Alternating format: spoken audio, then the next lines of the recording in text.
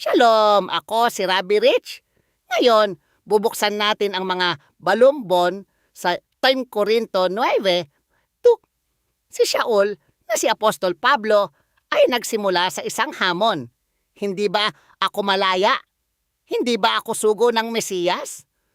Itinanong niya ito dahil may mga taong itinanggi ang kanyang pagiging apostol.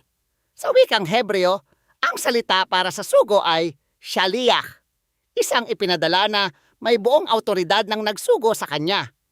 Ipinapaalala sa atin ni Shaul na ang isang tunay na apostol ay dapat na nakakita ng pisikal kay Yeshua na ating Panginoon, gaya ng naranasan niya sa daan patungong Damasco.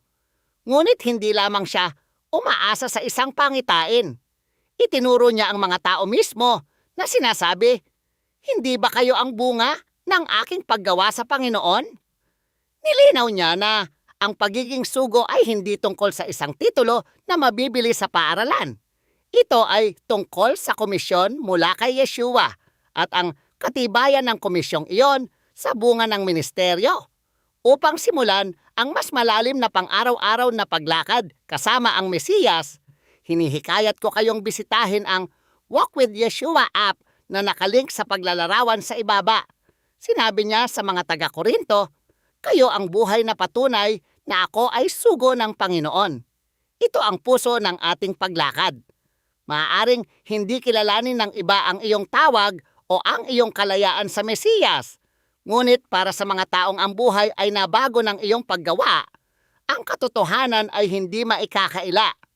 Itinatag ni Shaul ang kanyang depensa rito.